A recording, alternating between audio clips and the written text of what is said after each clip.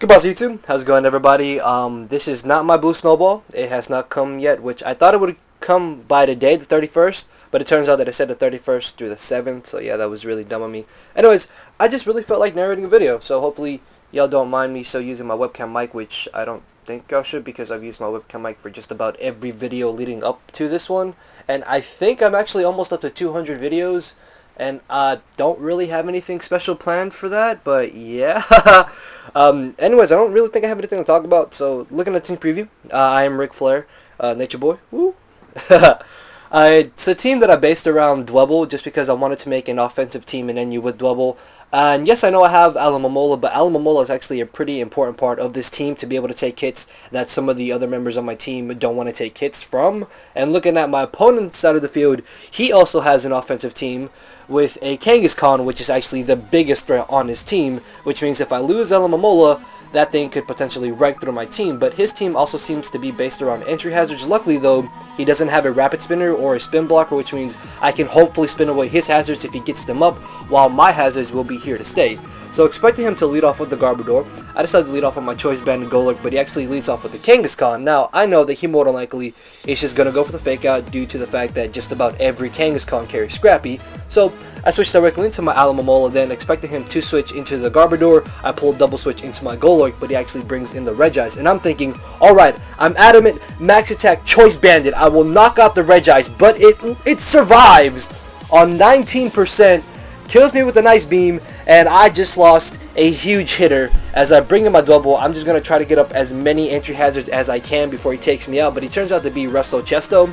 So I'm like, alright, this is perfectly fine by me because now I can get off some damage with the Rock Blast and hopefully still be able to get up a layer or two of spikes as he goes for the Thunder Wave. And just players who do this, people who go for the Thunder Wave hoping for the paralysis, just like makes me a little bit mad because I have really bad luck with paralyses. As you can see there, I get paralyzed as he brings in the Caracasa, which means I'm going to have to stay in an extra turn that I didn't want to stay in because I was hoping to maybe save my double for fodder after he went for the Thunder Wave, but that is not the case. As I get up 2 layers of spikes, he then brings in the Garbodor, and I make a really stupid play by staying in.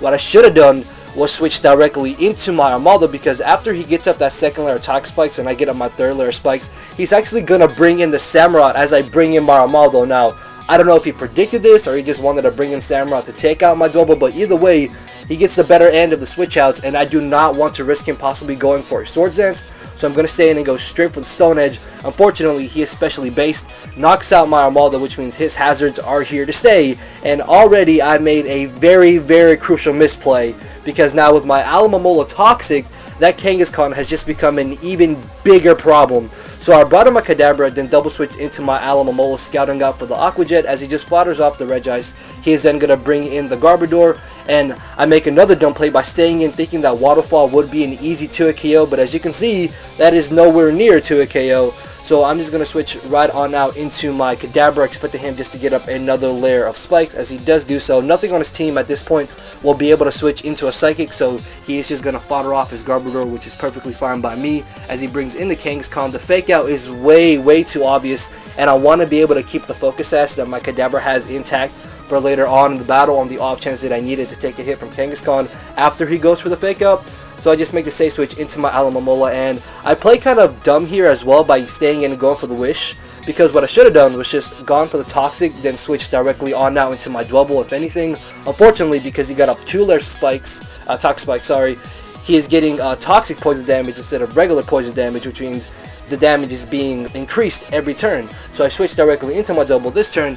Thankfully for me, he does not expect me to have the Custard Bear, and I'm able to get off a decent bit of damage with the Rock Blast, as he then just knocks me out with the return, allowing me to get a free switch into my Ludicolo or my Kadabra.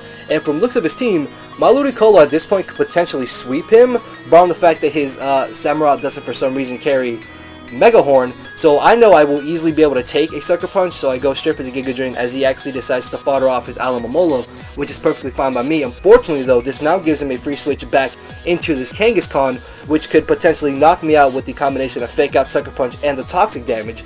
So I just make the safe switch directly into my Alamomola, because even if I lose my Alamomola at this point, after the Kangaskhan goes for the Fake Out, I can then bring in my Kadabra, go for the Psychic, and knock it out. And again, barring the fact that his Samurott doesn't carry Mega Horn, which I highly doubt he does, my Ludicolo can knock out the Caracosta and knock out the Samurai for the victory. But it turns out that my Alamomola actually knocks out the Kangaskhan. I live the toxic damage. As he then brings in the Caracosta, I'm going to be able to get off a decent bit of damage with the Waterfall as he knocks me out, allowing me to get a well-needed free switch into my Ludicolo. And at this point, the battle is basically mine because I'm going to be able to knock out this Caracosta. And as he brings in the Samurai, it does turn out that his Samurai is actually a plus speed nature, but he does not carry the Mega Horn. And I'm going to be able to live the Ice Beam and in return knock it out with the Giga Drain.